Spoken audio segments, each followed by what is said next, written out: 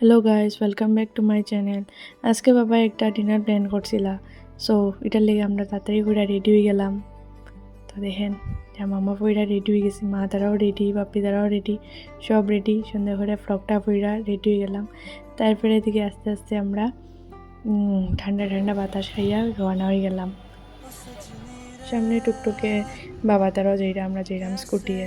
তারপরে আইলাম রেস্টুরেন্টে, একদম প্রিয়তোষ, মা, বাপ্পি।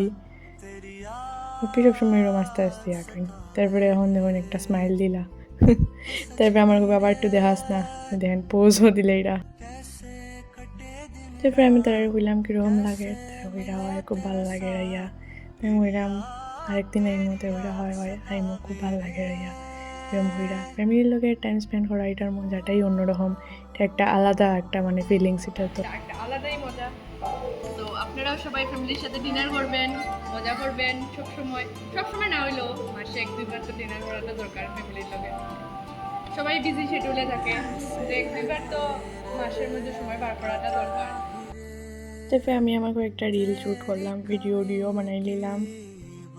তারপরে খাওয়ানো গেছে fried rice, chilli chicken, chicken কষা, শাহি পনির আর ড্রিঙ্কস আসলো।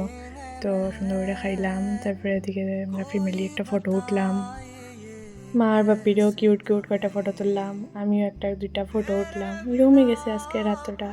Thank you so much guys.